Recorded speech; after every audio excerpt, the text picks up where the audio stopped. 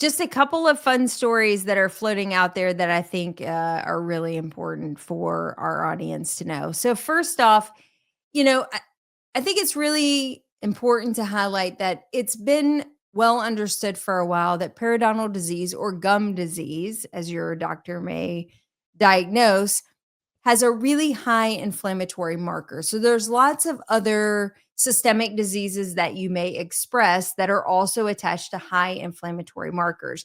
Well, two recent journal articles that came out very close in proximity to one another keep coming back to periodontal disease. They keep coming back to the fact that if you express that high risk inflammatory genetic disease process of periodontitis and the bacterial pathogens that come along with that, you now have a double risk presentation of eczema as well as a double risk presentation of migraines.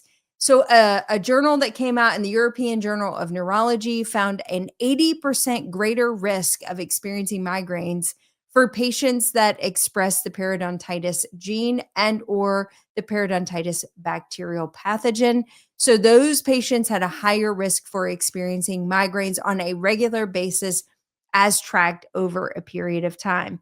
And then subsequently, an article came out just also in proximity of that in the Public Library of Science 1 that also highlighted that patients that had periodontitis had a higher expression of eczema as well. There's something connecting all of these disease processes together. We've got to get to the bottom of this to figure this out because I think there's a really amazing opportunity to help patients with a lot of these autoimmune diseases as well as inflammatory markers. If we can understand, is it genetic? Is it environmental? Is it bacterial pathogen? Is it a combination of all of those things? Can we come together with treatment modalities that may help these patients prevent early tooth loss, but also many of the other systemic complications that come with it? In addition, the FDA is now cracking down on those ingestible fluoride tablets. So many of you may not know, but for a long time, doctors and dentists have been prescribing ingestible or tablet form fluoride supplements for patients, pediatric patients in particular, who lived in areas that were only fed by well water sources that had no fluoride supplementation. And so doctors very frequently, probably 20, 30 years ago, would provide supplementation for fluoride in areas where they knew the patients were not getting any exposure to fluoride to help prevent early childhood caries. Well, that ship is probably sailing. And I think those ingestible fluorides are pretty quick to be terminated. The notice has been sent.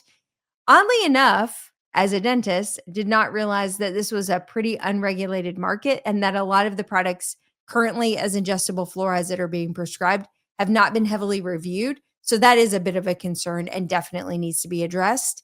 I really didn't prescribe these in practice because it was always really difficult to track trickle down exposure. Kids that were going to public schools, kids that were drinking sodas and juices that were being purchased at the grocery store, if they were made with municipal water sources, also had fluoride in them. Their toothpaste and other products that they were using over the counter had fluoride.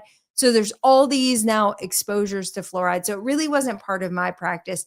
But go back 20, 30 years ago, definitely was a big part of pediatric dentistry and pediatrics in general to supplement with fluoride. So I think we're going to start to see the devolution of the use of fluoride supplements as an oral medicament that can be prescribed, where that goes with municipal water supplies as well, topical fluoride applications, et cetera, to be determined. But that's kind of the first step that we're seeing coming out of the new administration. And with that, that's the news.